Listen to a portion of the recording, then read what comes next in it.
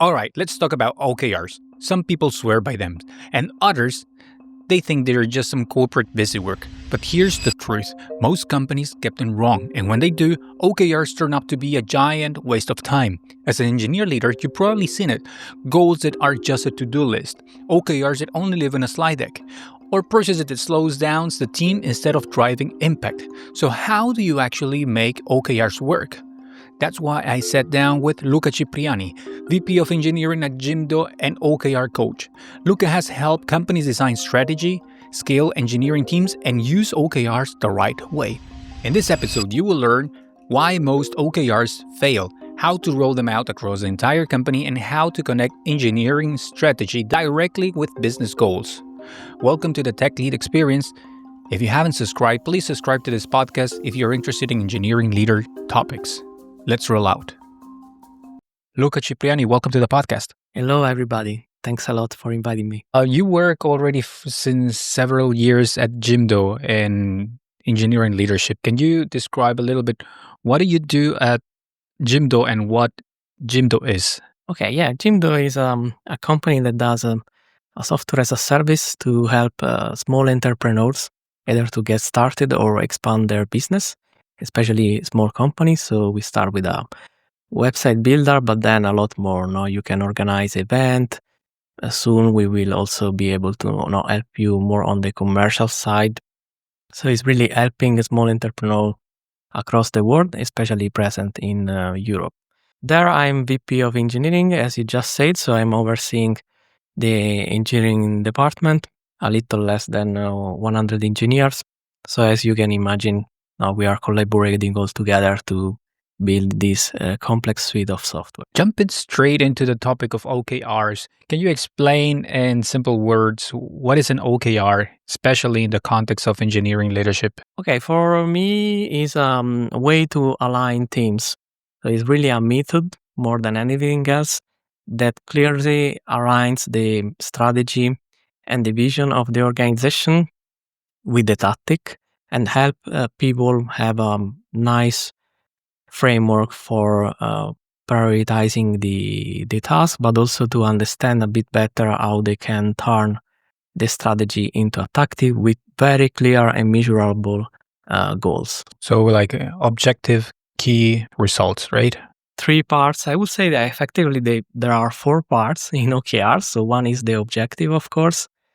The other one are the results, and these results needs to be key results, so not just pure results, but you need to understand what are the ones really moving the needle of your business.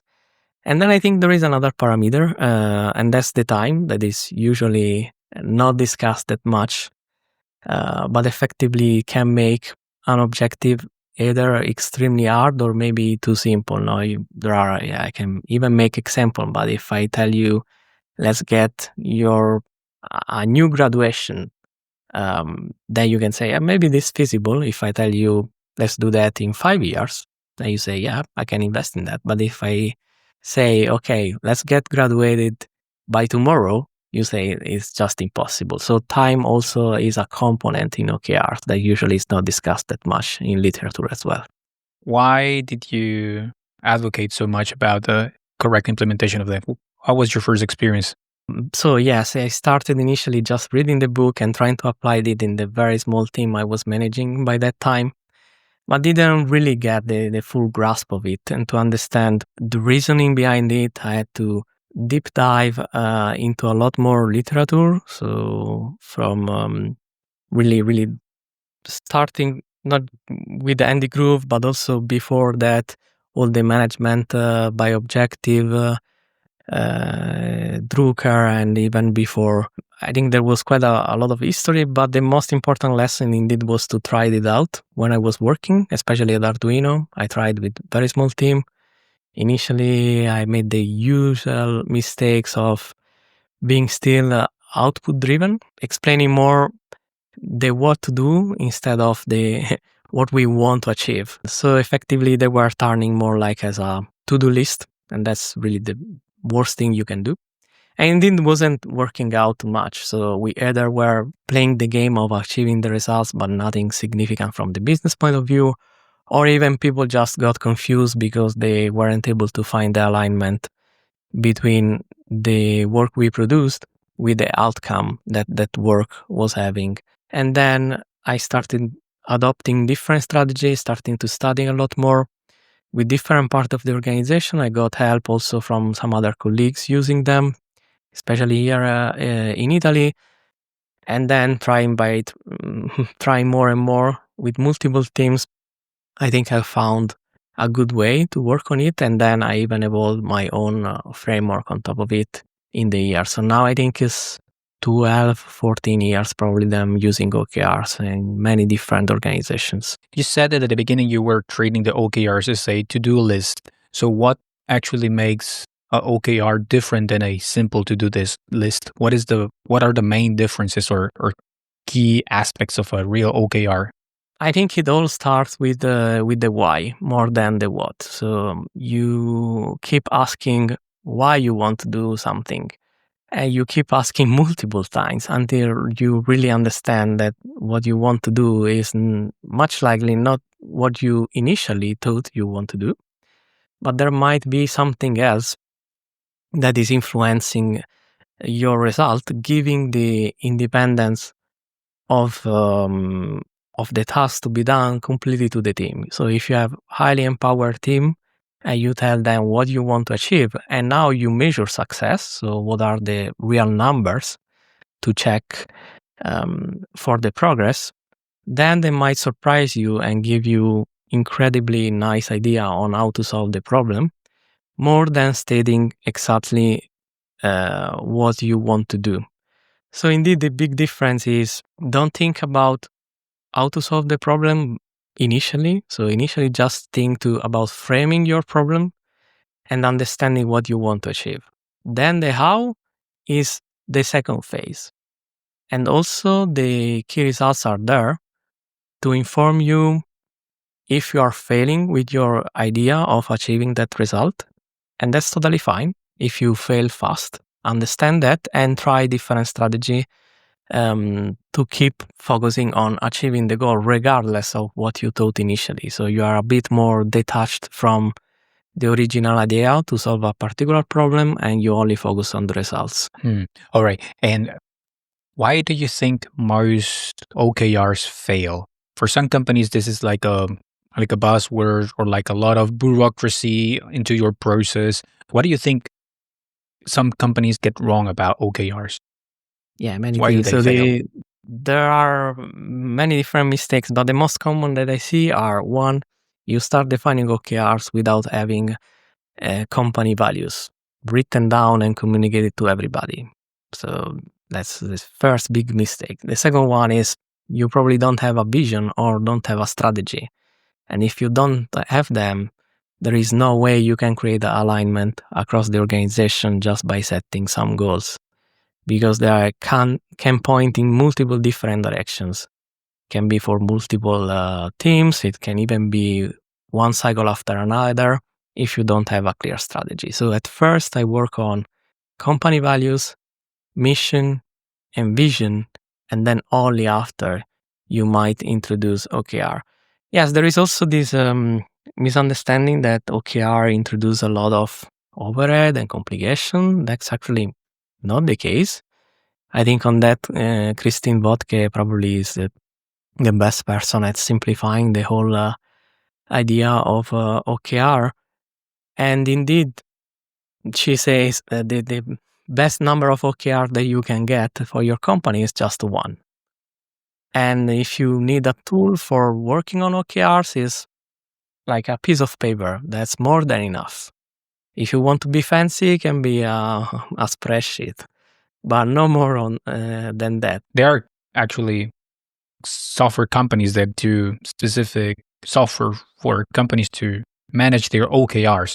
So if a company needs a software to manage the OKRs, are they over engineering the whole concept? If the company is small, I would say yes. If the company is really large, like, I don't know, Google level or Microsoft, then it's okay. Up to a certain scale, it just doesn't make sense. So for every company that is less than 200 people, I don't think you can get any value probably from most of the software. Even some of them are really guiding you, and you can still learn from them, but effectively it's not something that you strictly need.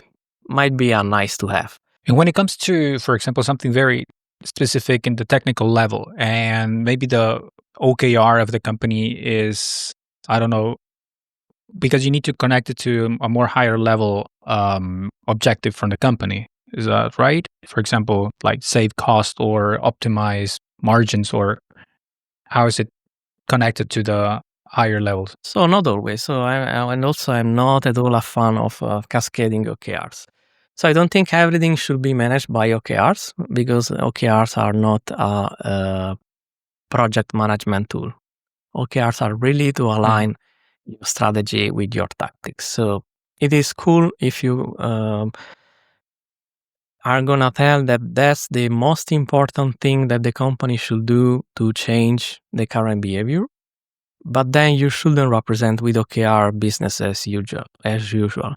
So if someone within the company is doing something like, I don't know, saving costs, and that's business as usual, you don't necessarily represent that into an OKR because effectively you're not changing the way you're working within the company. So I usually only limit the expression of OKRs to something that is gonna be a turning point of your organization. So your company is gonna look different after you achieved an OKR. And that's a nice way to think about that because it completely detach the usual work that you have to do anyway. And also you don't need to involve everybody all the time under an OKR umbrella. But you can understand that's gonna be the biggest focus for the organization in that specific time. And once that objective is reached, your company is gonna look different from then on, and that's what it matters, I believe. Okay. When you joined at Jimdo as an engineer manager, I think that was your first role, right? How Yeah, was the that's state of right. the company back then, and how has it changed since then? Yeah, this is quite usual, effectively. So that people will try, say, to represent with OKRs already ongoing projects. And if that's the case, you are removing all the creative process from your OKRs, and that's extremely powerful because you are not stating the problem and letting people to figure out the solution, but you are already stating the solution. Probably you are already working on a project and you want to monitor the project. There are many, many, many ways to monitor projects, and they are not called OKRs. There are tools for project management. There are very different styles to manage a project, from, I don't know, Gantt to Kanban to whatever. And there are also many other ways to monitor the progress of a project.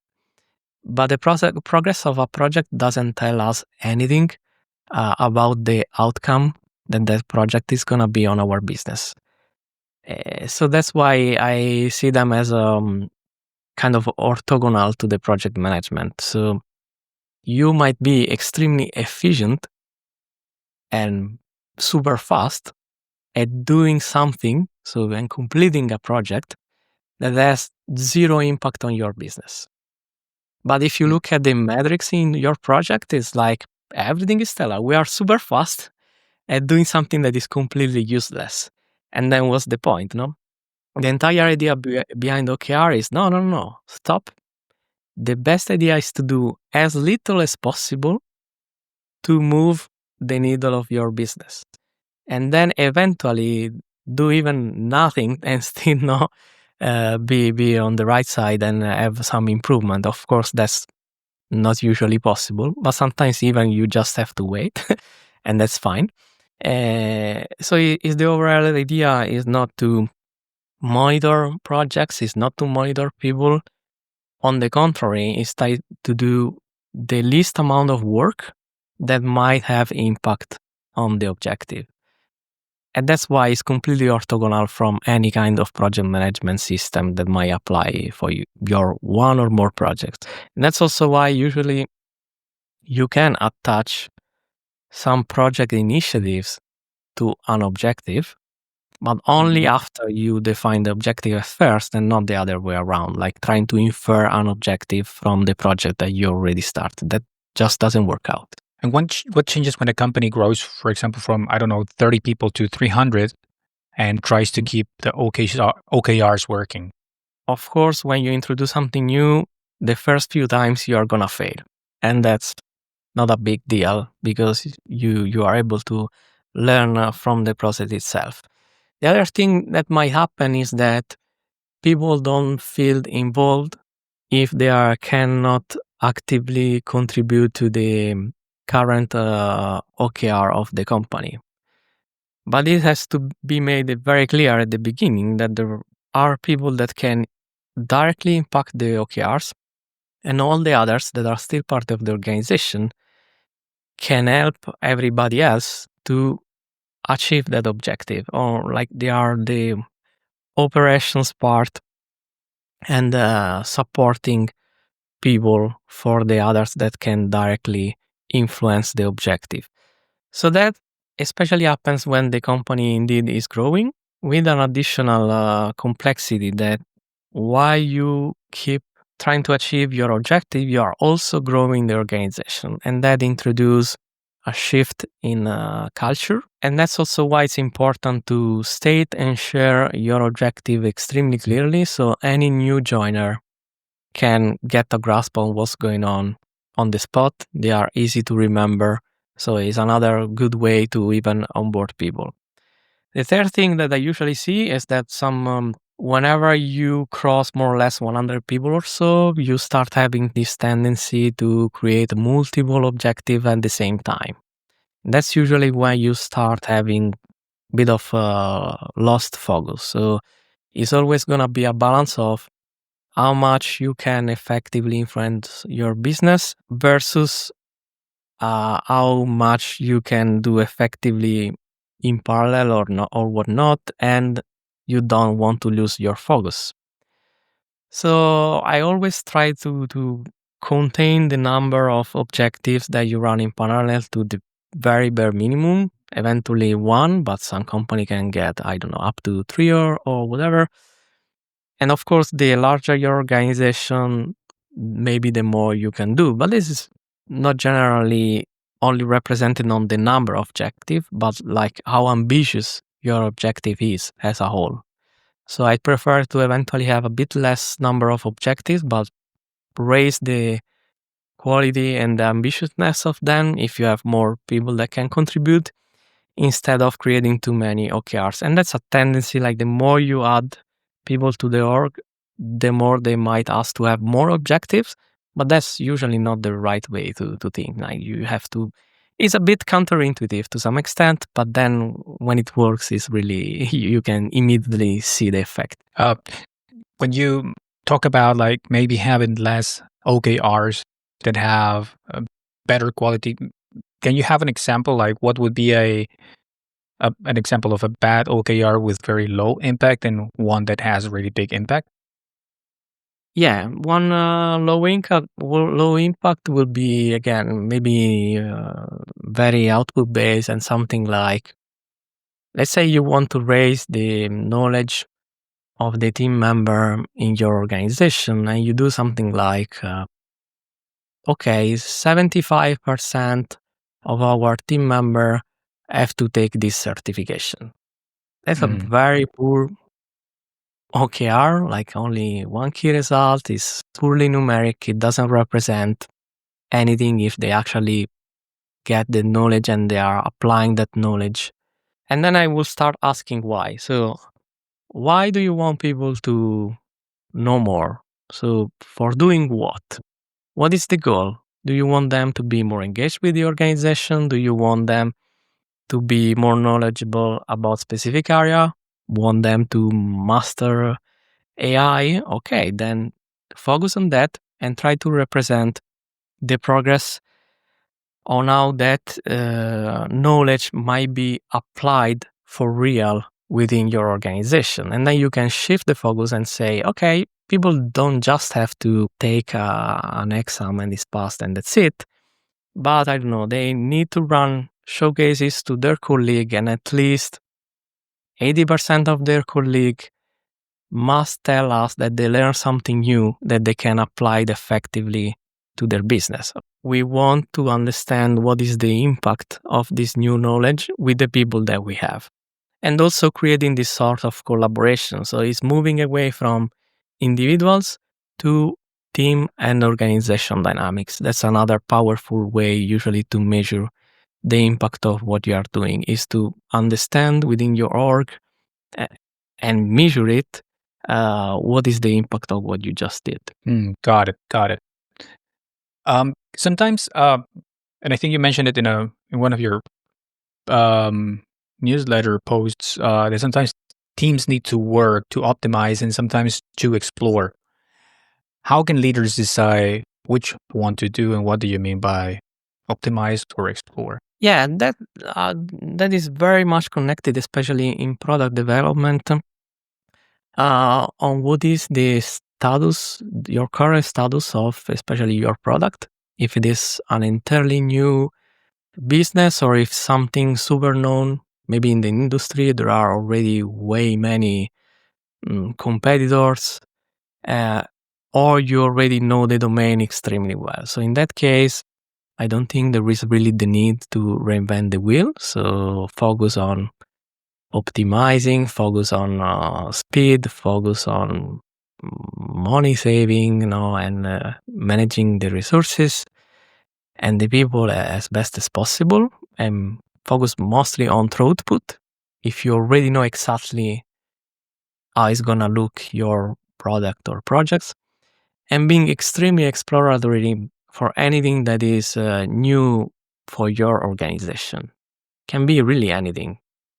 Being very open to feedback, because initially you're gonna have a ton of unknowns, and people will just need time to learn. In that case, you should then focus on optimization very early, because you are probably and much likely also optimizing the wrong solution. It's like working on an algorithm to save 3% of speed on the wrong algorithm entirely. Like that is just the worst one. So at first, focus on understanding what works best for your organization, and only after it's working very well, then you can, after a while, working on optimizing it. But you get a lot more leverage into finding what works best for your organization instead of optimizing really the small tiny things. Unless your organization, I don't know, maybe it's 200 years old, operating in the same business, and you are already the market leader, then okay, even optimizing 1% makes a huge difference. But in our modern world, this happens extremely rarely. God. In organizations, we talked about there's like C-level stakeholders, the most important CTO, CEO, COO, but you said that there's one C-level that sometimes, or that we often miss out, which is the customer. Yes, the customer, I think, is the main stakeholder, because what we produce as a company is effectively for the benefit of the company itself, of course, but that's an indirect effect of having some benefit to the customer. So yeah, I'm a bit more like customer obsessed in many ways, but customer can not just influence our decision, but really help us thinking again what's best for them, understanding what is the need. And usually you're also able to represent their need with clear objective. So you are doing something because the customer is challenged. And your objective will be, let's solve this customer challenge. That can have like incredible effect on your organization, because you shift from looking at internal problems versus looking at your best asset in the whole organization, that is your customer, or even better, the customer that you still don't have, because that's another also very common kind of, wouldn't say mistake, but you have to balance between making more making happier the customer that you already have versus attracting also new customer. And this sometimes also created a good tension because you have to do both. Now you want to grow on the customer that you don't have, but also you have to work to keep the customer that you already have and make them happier so they don't churn. This is a bit tricky and might be one of those very few occasions when you might have two different OKRs, or maybe you work on one for one quarter and on the other side for the next. But yes, the customer is, I say, not just the customer that you have, but also think about the customer that you don't have yet. Okay, so for example, in this case, at Jimdo, so you, for example, if you want to work on things that focus on the customer, maybe in this case, the customer wants to have better tools for selling online, for e-commerce, and then you will focus all the efforts maybe to implementing maybe, I don't know, new features or new product that based on what the customer really needs, or how can you reach more customers. And for example, I don't know if that's anywhere in the plans, but there's a lot of focus on e-learning or digital product selling for customers, and maybe think about maybe customers, we can acquire more customers if we can drive them to sell digital products through Jimdo, for example. Yeah, that's a good example, but also more in general, like you can even go one level more abstract and say, okay, then both those cases, what they represent, the need for the customer to sell their own product or services. That could be your goal. I know this is very generic, but can be one overarching goal that is effectively helping both of the cohort, the customer that you have in one way and the customer that you don't have in some other way. But this is more about the tactic and eventually even the technical implementation than the goal by itself. Then, as you probably said, is indeed helping the customer to sell online. And this is quite already a big focus, and also understanding what you want to improve about that, because now that might be obvious, but exactly what is their pain point right now and how you can remove that friction. So yeah, I think it's a great example what you just mentioned, and also there is a way usually to work on both sides at the same time, even with the same objective. On LinkedIn, you said that you are not ready yet to write about AI yet. How do you feel about it? About vibe coding agents and this whole AI hype? Are we in a hype, or what is it that you feel you're not ready yet to write about it? I use those tools every single day. The reason why I don't want to write about it yet is probably due to my also scientific approach to things. I'm studying. I think I also write recently that I took more than 60 exam, but I have 0 degrees yet. In March, probably I will get my first degree. Because AI is an extremely complex matter. And what we see with LLM is not even the tip of the iceberg.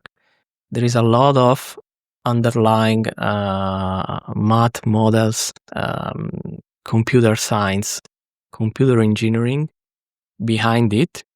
That might be the effect that we see might be very easily confused, and we can overestimate or underestimate effectively what they can do. And even Cholet in his book about machine learning, not even AI, about machine learning, is warning the customers and the users, saying this is kind of recurring in machine learning history, that something incredible happens, everybody is gonna jump into the train, then there is a lot of investment, then after a few years there is more like a stagnation and so forth. And this even started in, I think it was in the early 80s, with all the chess players playing against computers, no? Garry Kasparov versus IBM Deep Blue, that was a big example. There was a huge investment. Okay, these systems are going to solve any problem in humanity, and then stagnation and so forth. So I will be just cautious. I can see that it has an immediate effect on a large scale, and many people can use it. But also it's extremely complex to grasp fully. In the whole world, I think there are really probably a few thousand people really understanding exactly what's going on. And for such topic, probably to understand the basics, you need at least 5-7 years to really understand what's going on. And I'm just like in the second years of studying those things. I started with machine learning, then I'm gradually moving to neural networks, and then maybe in, I don't know, couple more years I will look into something else while the frontier will advance. So I will always be a bit behind. But I think it's necessarily it's needed to really understand a bit more before judging or being either overly enthusiastic or overly pessimistic. So that's why I don't feel comfortable yet about speaking on it, because I don't know enough. Yeah, I mean, from the money side, like investments and a hype, I mean, it comes in waves. It was like some years ago with blockchain, and before of that was, I mean, there's always a wave where massive amounts of investment comes into a sector of the industry, and then it kind of flattens out. And then comes the next thing when you have a new wave.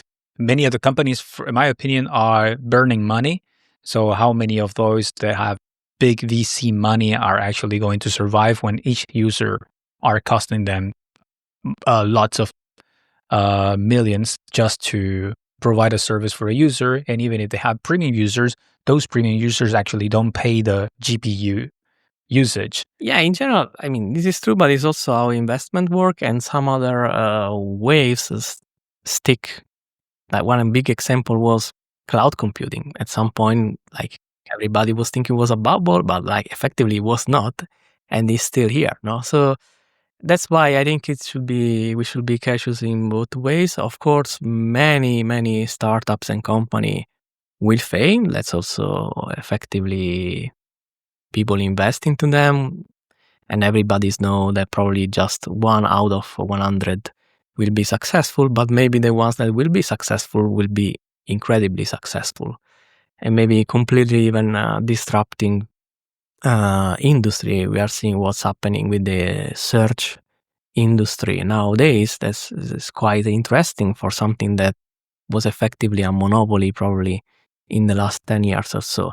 So I still see there is a lot of complex reasoning behind it, and investment in general might be definitely a good thing.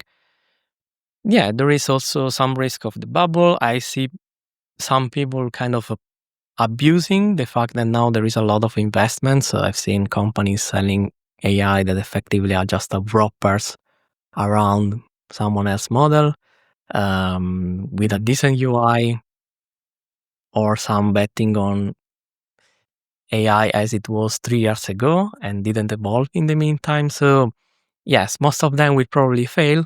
It's going to be interesting to see the ones that don't, how they are going to eventually disrupt some of the vertical in the industry, because there are some verticals where this is already visible. My wife is a translator. Now, really, more than 90% of first translation are not made anymore by humans, but are made by machine, and pretty decent quality, and then you still need refinement from humans. So this is happening. On the other side, as you said, like there is probably too much hype versus the real possibility of this suit nowadays. That might also differ in just a couple of months from now. Got it.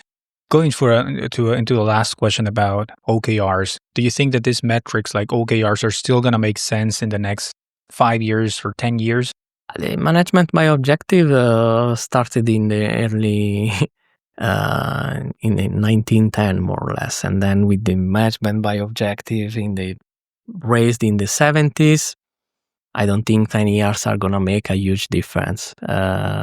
So it's really something that is working out as humans that work intellectually. So probably it's not going to change in 10 years because even like connecting to what we say with AI, even in that case, we need to understand what we want to achieve.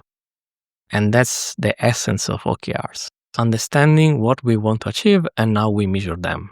Then how it's done, nobody really cares. I mean, we'll be happy if everything is completely automated. But still, we as humans need to understand what we want to achieve and to measure the success or insuccess of it to iterate. So I don't see this is going to change probably in the next century or so. Luca Cipriani, where can people find more about your writings and about your thoughts? Yeah, there is this the Key Results newsletter you can find on Substack. I usually also often use LinkedIn. You can just search for my name on LinkedIn and watch out. Great. Luca Cipriani, thank you for sharing your knowledge and for being in the podcast. Thanks a lot. Thank you. Thank you.